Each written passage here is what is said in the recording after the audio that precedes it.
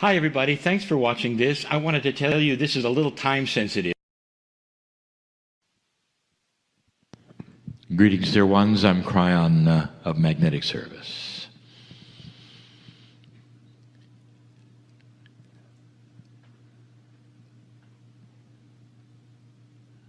In this room,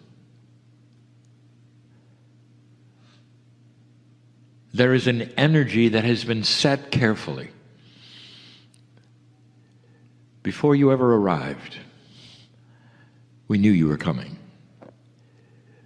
We've spoken of things that are hard to imagine to any human being who even begins to think in a linear fashion.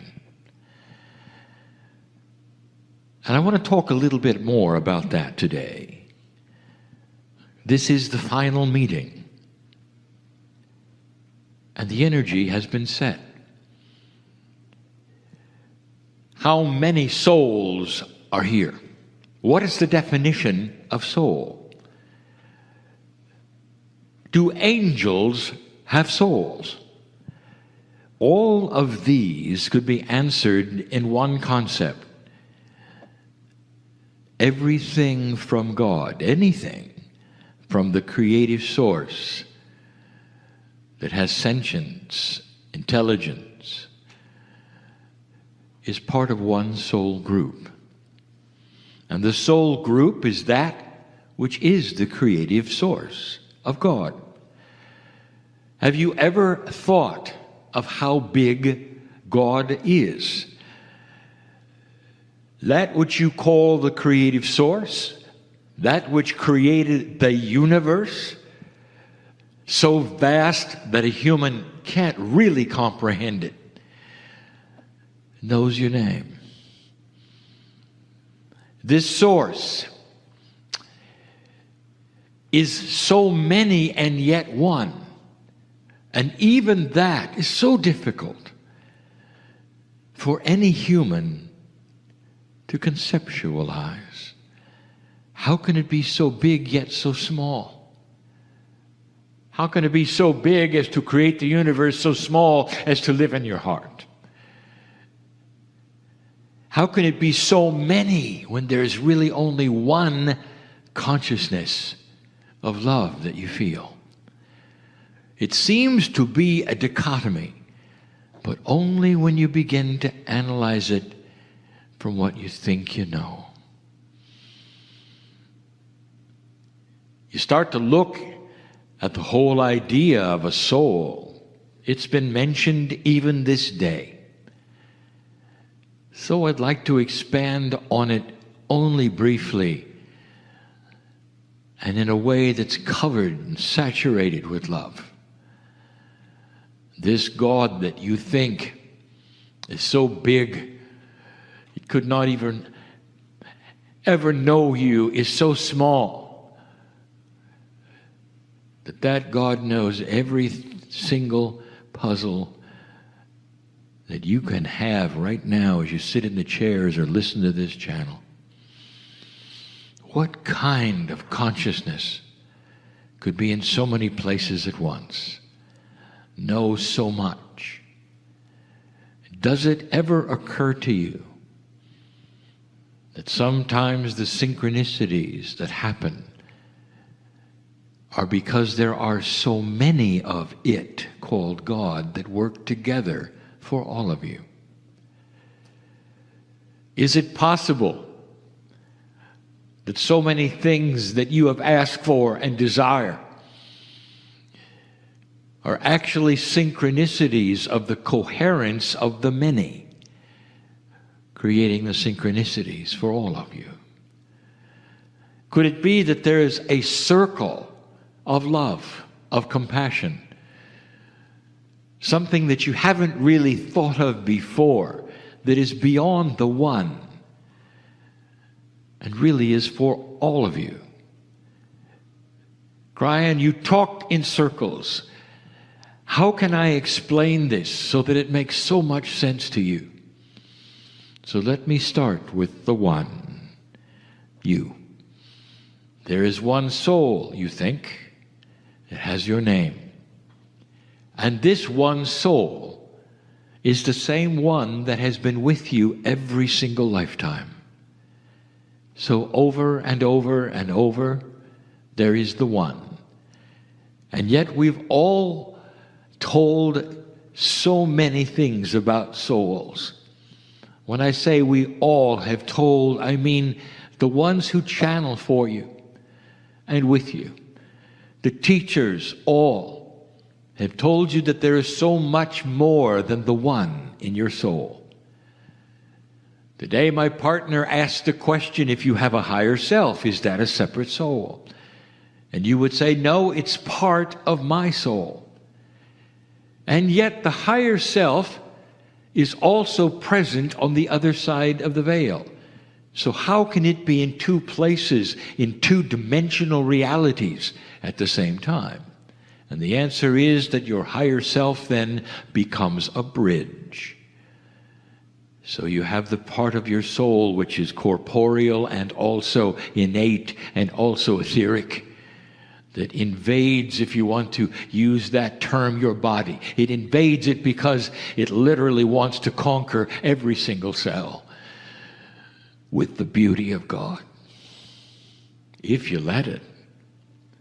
Every single human, however, has free choice, a duality that then works between the worlds of dark and light.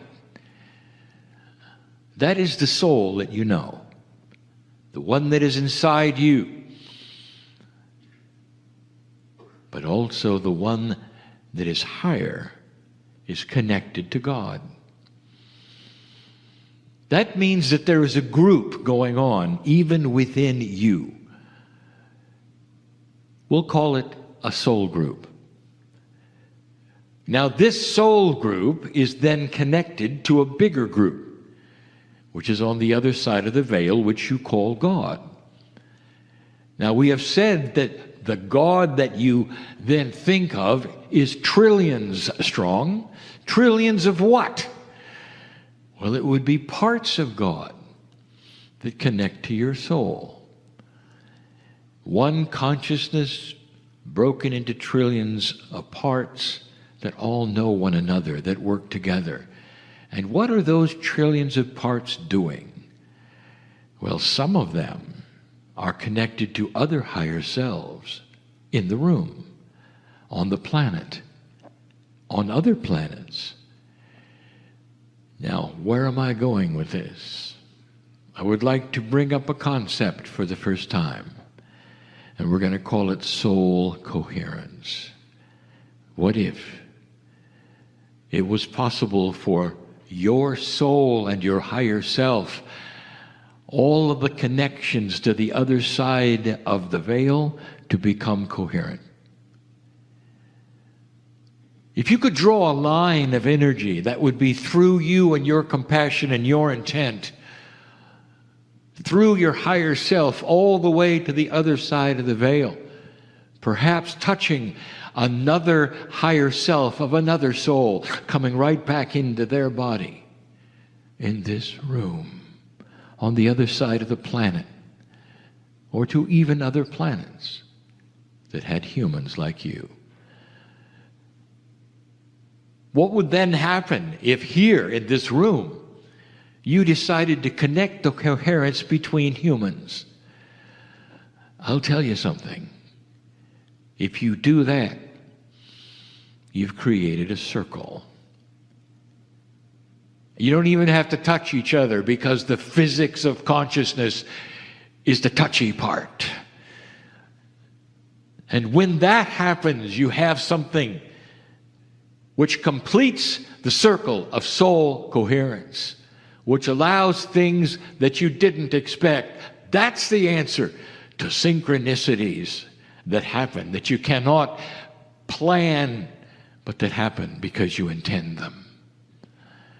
There's soul coherence between groups of individuals and individuals, creating what can only be called magic, because things happen that in reality shouldn't happen.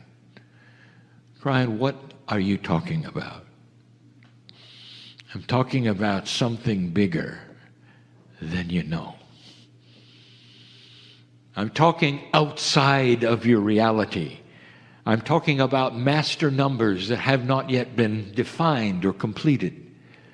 I'm talking about graduate consciousness that someday will know all about the physics of soul coherence and will understand for the first time that you are connected to the creative source of everything. It will blur the line between human and sacred. It will start to explain the unexplainable. And in that, there will be an understanding of the compassion of God being the compassion of humanity. And how the circle is connected in such a way that it runs through your Akash. It runs through the things that are mysterious. And they all start snapping into place, into a coherence that will make total sense. Not now, maybe, but I gave you a glimpse into what is coming. When you leave this place, many of you will think to yourselves, how can I remember all that has been talked about, all that has been presented and said? I resounded to so much of it, but when I leave the room, somehow it seems to evaporate into that which I should remember, but I don't. So I'll give you the secret of soul coherence. There were no secrets given today. All the things that were given were known. And that doesn't then evaporate into the ethers.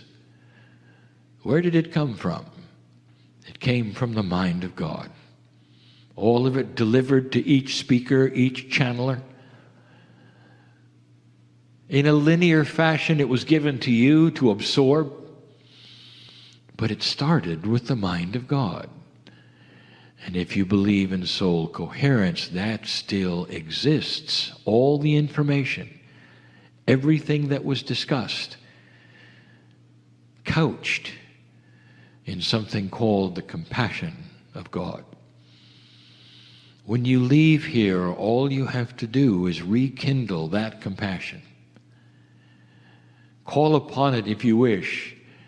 The coherence that is yours through your higher self into that which is on the other side of the veil, which is a complete mystery, but beautiful. You can feel it.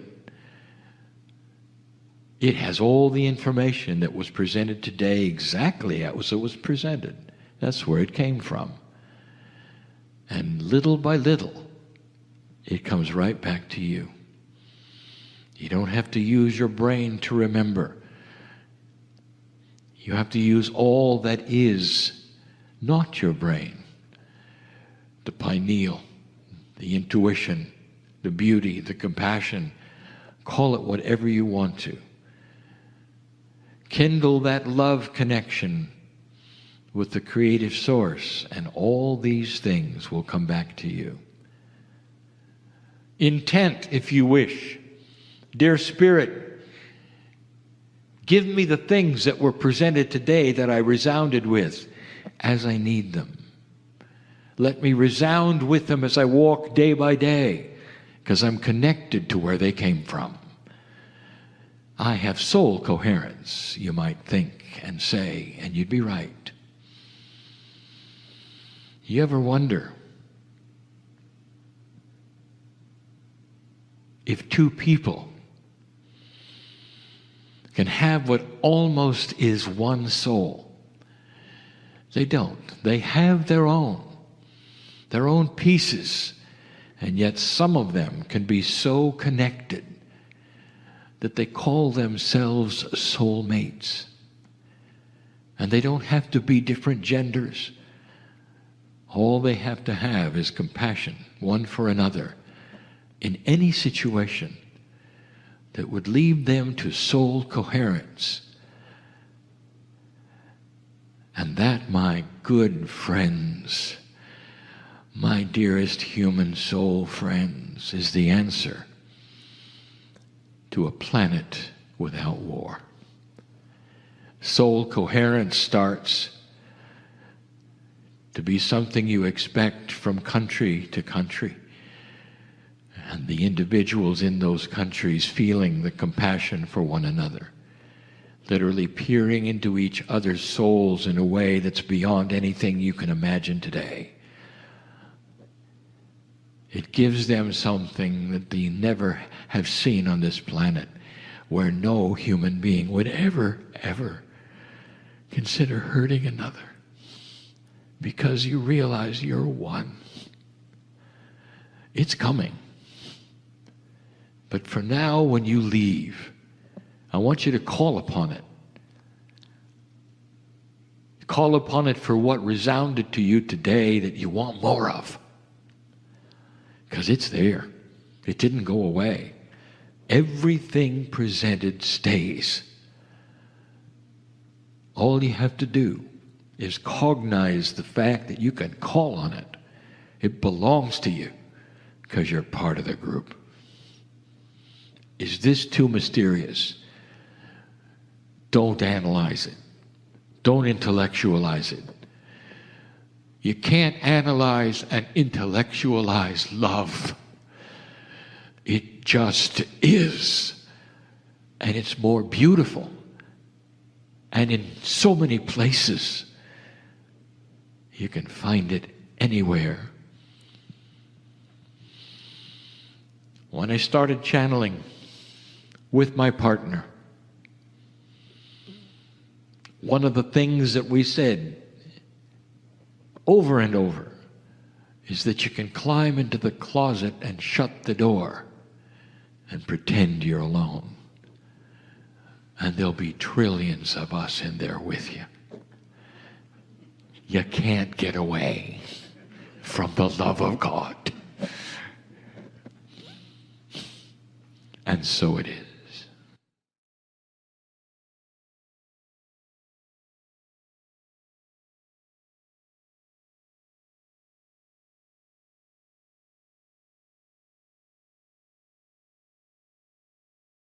Hi everybody, thanks for watching this. I wanted to tell you this is a little time sensitive.